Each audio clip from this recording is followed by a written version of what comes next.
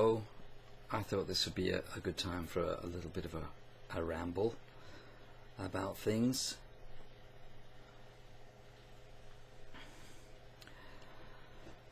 I've really sort of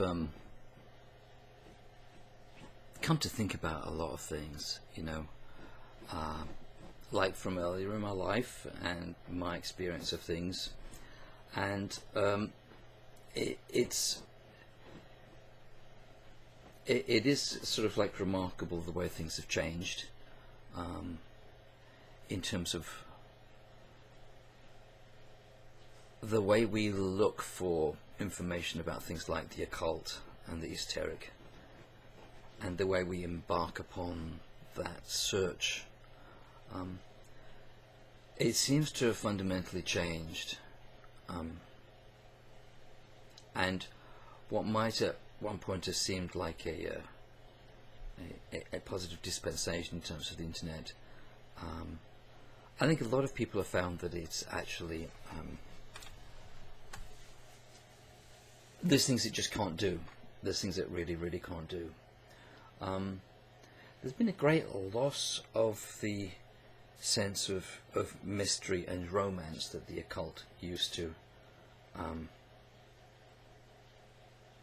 exhibit, and there's been a sense of there's certainly been a sense of the sanitization of it.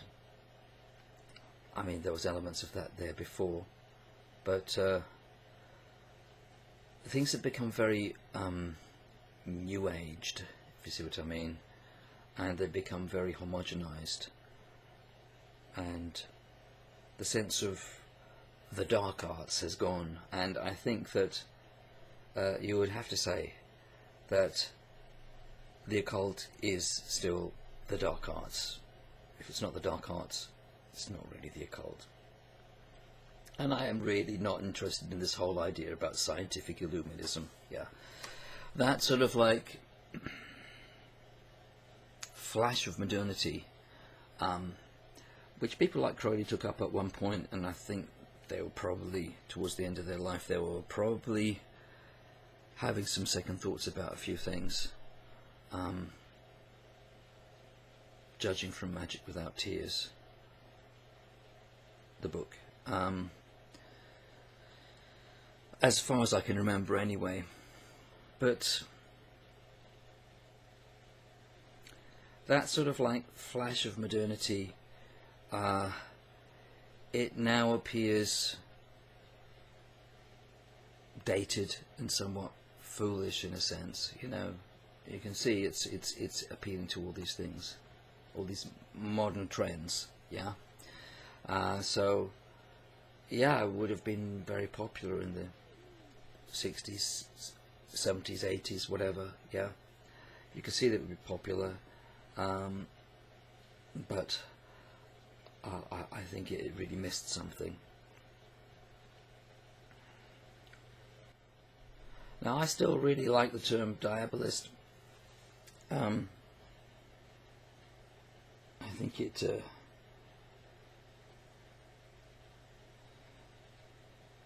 takes things as they are, and there's an honesty to it, and also it's not mincing its words, you know.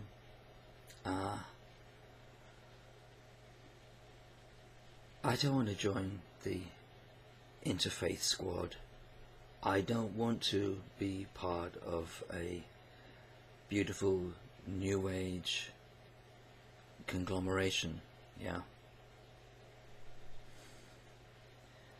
That to me has the same flavour as, you know, corporate virtue signalling, really. I'm very much not interested in that.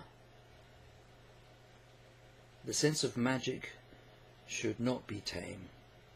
It should not be entirely safe, because that is not what life is like. And magic is most definitely a part of life, a very old and a very deep part of life. It's not something that can be learned on the internet. It can be gleaned the clues can be picked up and things can be transmitted at the right times by the right people doing the right activities as a transmission. I've experienced that happen, especially when I was younger. And if you have the right attitude, if it's the right time, when you're sensitive enough, etc., that certain something can happen. But it cannot be learnt like a university course. It cannot be learned like a, I don't know, just a sort of a guidebook, kind of crib notes type approach. This is something which is, it is meant to be a mystery. It is meant to be a quest. It's not meant to be easy for you to find it. It's not meant to be served up for you. You have to search these things through your life, and it takes years. And it doesn't matter what other people think of it. Yeah. And you know, it's wonderful to meet other people who understand the same things or feel the same things, and to recognize in each other a certain something. But magic and the occult are not fundamentally about peer-reviewed consensus approval. Again, that's missing a whole point to it. It's a difficult point because you do want other people, and other people are very important to you and should be important to you. But you have to be aware of falsifications of things, you know, and especially in groups and out groups and this sort of stuff. Yeah, you have to be aware of that sort of stuff because it's so easy for that to simply turn into performance. And where that is, the spirit has fled, you know.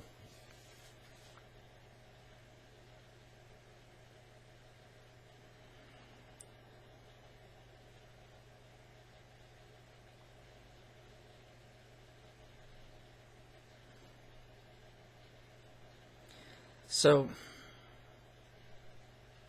I would counsel a return to old-fashioned ways, a return to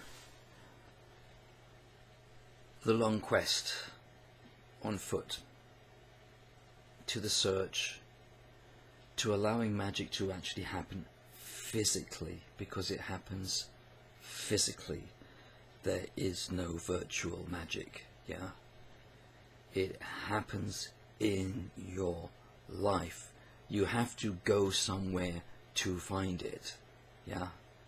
And that somewhere isn't Google, you know? You have to put yourself out to find it. You have to take some kind of risks to find it. You have to, at the very least, take time, because it is true, if you sincerely and with that innocence put your foot upon that path, it will not leave you. So you're in for a long haul, providing you live long enough. That's how it goes. And you have to find your place in that, really, your authentic place in that, and travel your authentic path. Well, anyway, I said it was a ramble. That's my ramble for today.